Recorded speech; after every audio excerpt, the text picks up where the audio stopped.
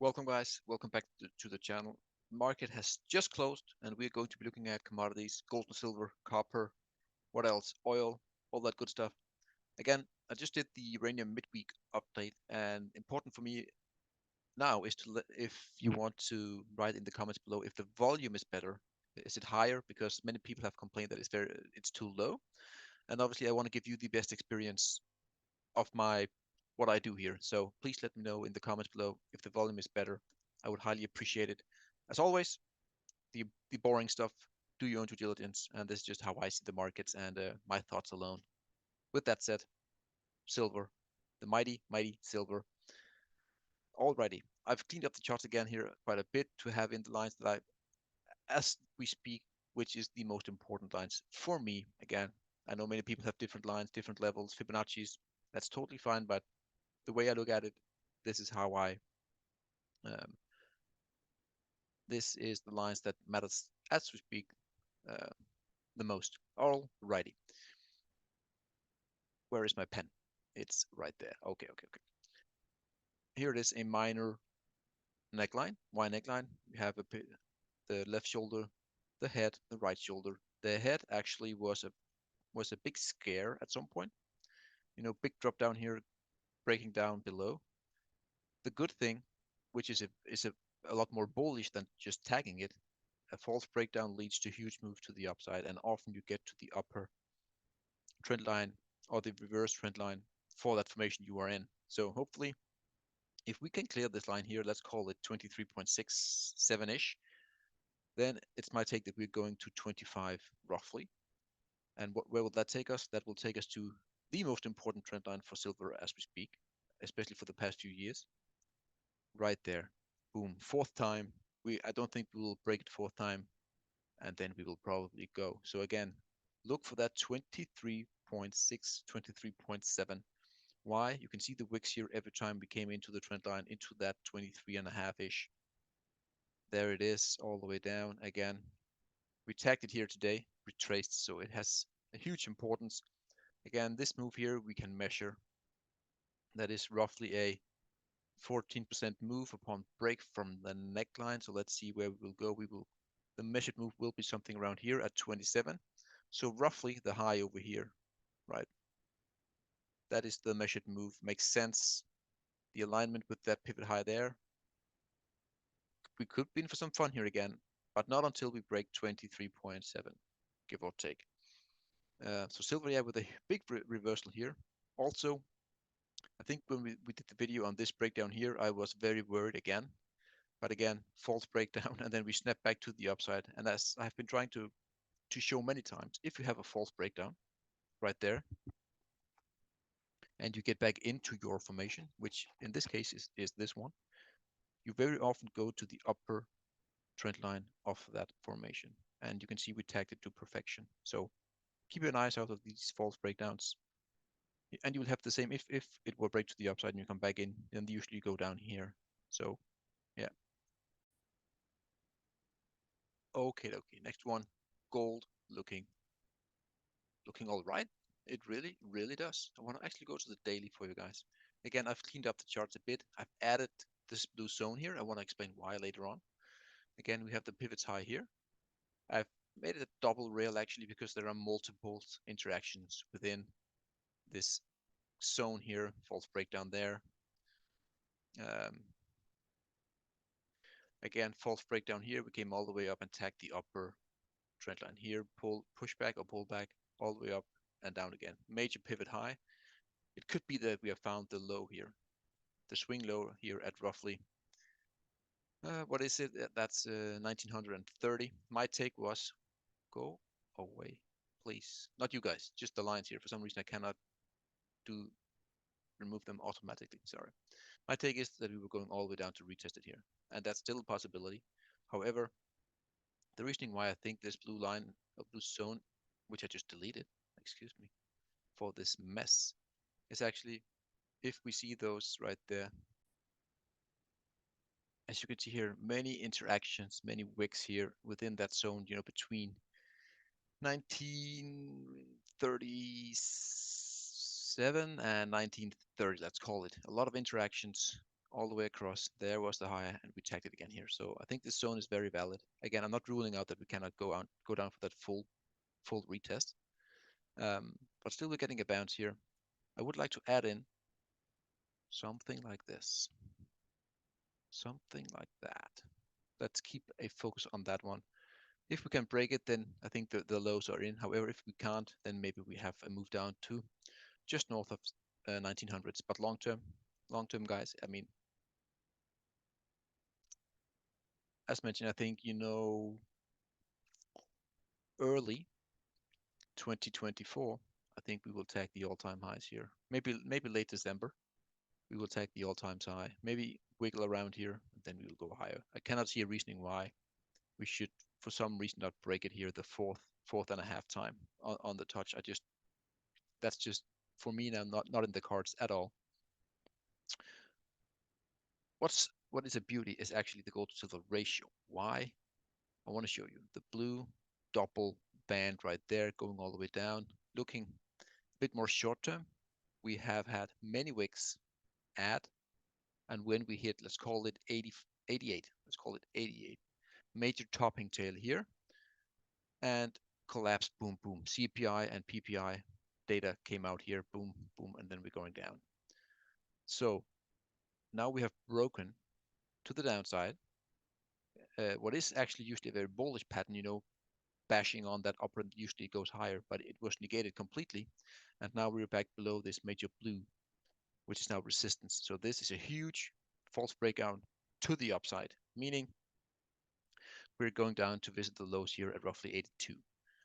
Depending on how you draw the lines, I mean, some will also do it like this, so you get a bit more of an angle. Maybe that makes even more sense. So we are going down to maybe 81 in this case, but still, this could be the start of the move that we've been waiting for, which is the move of this lower trend line of this expanding formation going back to the 2 years or so.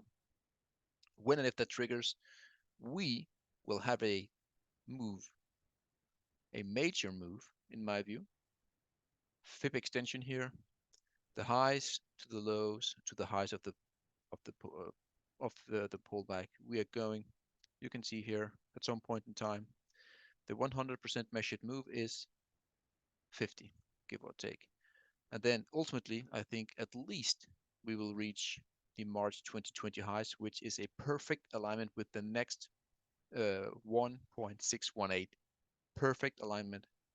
And yeah, you can also see here the 2.81 618, excuse me, is the perfect alignment with the 1980s low in the ratio. I think the bull market within a few years will stop at least 15, maybe intraday single digit. Boy, that was a long-term view. Let's go back into. I'm just getting excited here. But what I'm trying to say is really that this move down here with a huge amount of momentum here, large red candles in the making, could be the start of that final move down. Let's see. However, it's a good start really. But again, until we break this trend line, that trend line here, and especially the lows, which has been teasing us many times, right here at roughly 78, give or take. That's the big confirmation. So maybe, hopefully, something like this, boom, then we're down. So definitely want to watch here. I think it's very, very interesting from a technical point of view that we are now below again, that blue double rail. All right, this would be a long video if we don't go on to the dollar. Yesterday, huge decline. I think it's minus 1.5% or so in the Dixie, which is in forex terms a massive, massive move. You don't get these very often, and yeah, we are below. We got below that pivot high there, and I think now we're just having a retrace into that, and then we'll see what happens. But for now, definitely the change has changed, and we are in a daily downtrend. The weekly is still to some degree up here with the third weekly coming up, but definitely this is for now at least a huge tailwind for gold and silver, which also can be seen in the gold chart, the silver chart, and the gold to silver ratio chart. Alrighty, the 10-year, the 10-year, a lot of lines here. I need to clean them up. Anyways, stop it. I wanna go away. Stop. Oh, that's so messy. Excuse me. Anyways, again, we have had, one, two fakes out to the upside, coming all the way down, and now crashing down even further. Again, in my view, we're going to visit, as mentioned before, 4.33. That's where we will see a bounce. How high will it be? I have no idea, but at least that is a major support. And if it gives in, let's say that we bounce briefly and then roll over, then you're looking for a big flush in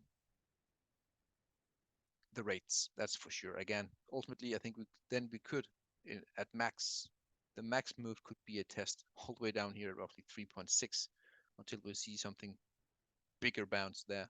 But again, to go from, let's call it 4.6 to 3.6 within maybe like four months or so, that's a big move.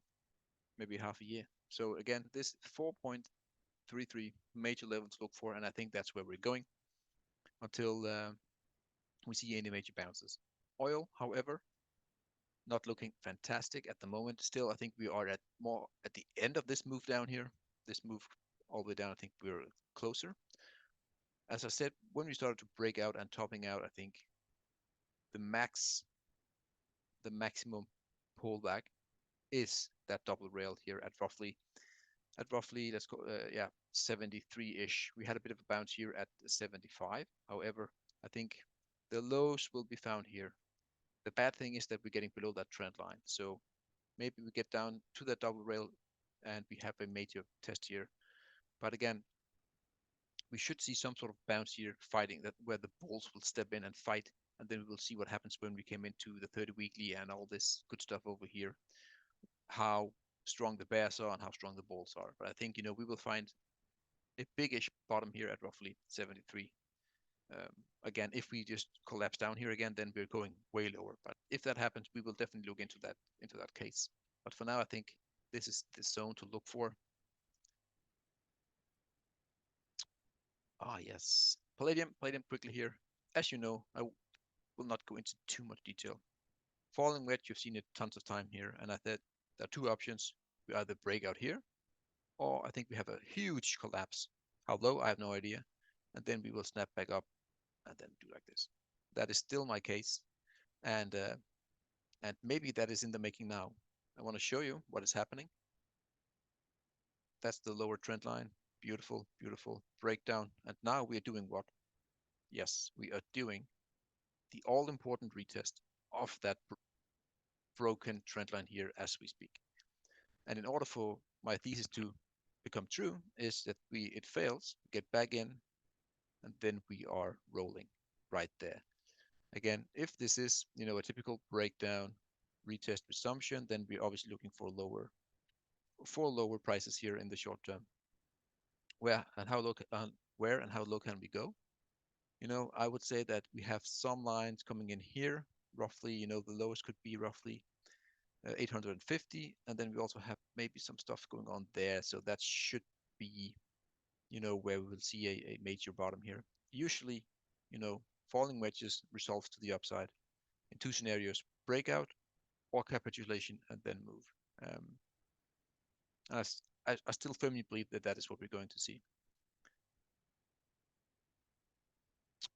Platinum. I still think the overall theme is something like this, and you have a neckline here somewhere in this vicinity. And but now, beautiful green candle this week. Nothing much in detail. It's still, some sideways to down chop here, and we will see what happens. Definitely, we have a huge floor at roughly 800, and I don't think we will go below that. I think this was the March Madness major blow up to the downside, and I don't think that these lows here, will get taken out. I firmly don't believe that. Again, when and if it happens, I will reassess, but that's not what I see at the moment. Copper, still same thing again, breaking down, retesting as we speak. If this is a false breakdown, we will see a huge move. But for now, this is bearish, breakdown, retest, some sort of, let's go to the daily, maybe we can get a bit bit more stuff going on right there. So yeah, we have some breaking down here that now we're just looking like some sort of bearish sideways grind to the upside into the retest, and it looks like it wants to roll over. That's the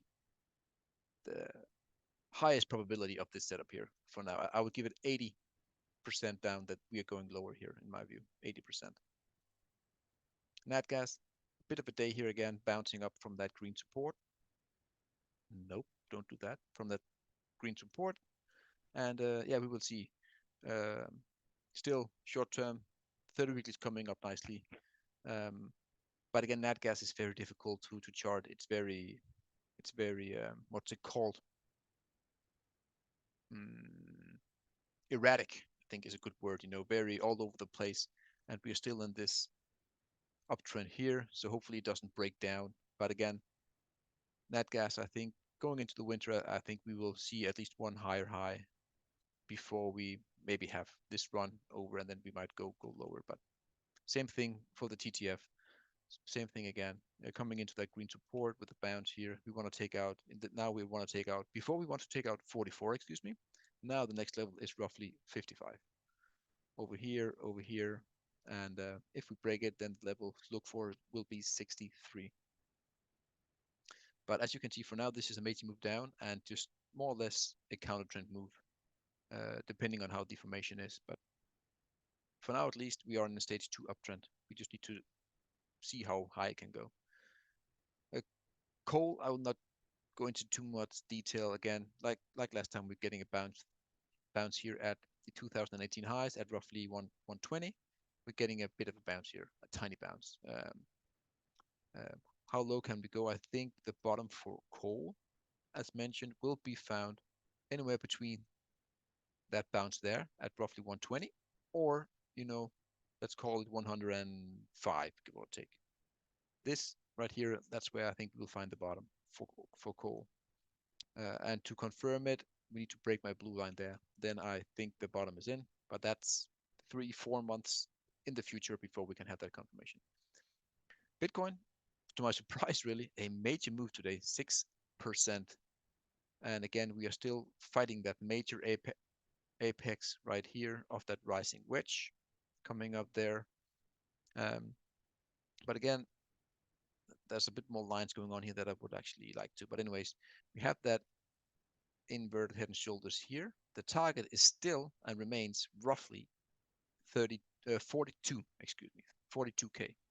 So again, that is my max move, my max target for this move here. Obviously taking out to the upside that rising there. I mean, I will say that's pretty strong to my surprise. It really is. And as mentioned many times, I think it is what is it called? The BlackRock spot ETF or something like that. That is the hype going in. And in my view, it will be a sell the news event. So when it happens, it will fade out and we will see lower prices. Our beloved uranium spot again at the Fukushima highs, nothing new to report. And again, I think the worst case scenario is short-term move down to 62. I've deleted all the stuff down here because right now it doesn't matter that we had a channel here. We broke out retesting. Doesn't matter at the moment. The only important thing is the highs, the horizontal level at 73, and this bad boy right there, which could be, the pivot high, the higher high, and the higher low, and then we go higher. So again, huge uptrend. Don't fight the trend. I mean, every pullback, as you can see, ever since we started the uptrend should be bought, and that will be the same case here again. And again, yes, we will reach the 2008 highs, 2007, excuse me, highs at some point in time. Not tomorrow, but within 18 months or so, give or take. I'm extremely bullish uranium. Surprise, you know that. But anyway, sugar, nothing much to add. We're having that target at 34. However, I want to show you that the steam here is actually getting a bit exhausted here. We had that bull flag major breakout, and now we're just kind of iffy, and that's not the best sign here. So let's see how this performs, if we really can get things going, or we need one more route or whatever. But still, oops. Sugar here again, I think the target will be met, but still, this for now short term could be in for some pullback. Oh, I looked at this one before I went on. That's soybeans. As you know, may or may not, we had that major break of that trend line, breakdown here, major retest, retest. And what we're actually forming, which I added on today, is this golden squeeze right there. So we have broken out, we're above the 30 weekly. So that is a good start. And I think what often happens, this is a major neckline, right? And we had the retesting here. I do think that we can go all the way up here, close to the shoulder highs in this move. Not in a straight line, obviously, but I think that is what we could do. And yeah, if we were to negate that overall big head and shoulders, we want to take out the right shoulder. And again, getting above the neckline and the right shoulder, I think soybeans, compared to this one here, uh, could be doing something different as we speak. But again, for now, let's see where we're going. Let's see where we're going. The measured move is still very much in play. The measured move is somewhere around here, I would say. So that's still totally in play. Nickel, I think the data that I'm getting is just messed up. I don't know. Silver against M2 money supply. We have been tracking this one for quite some time. And look at that weekly candle. Boom. Right off that, what is that?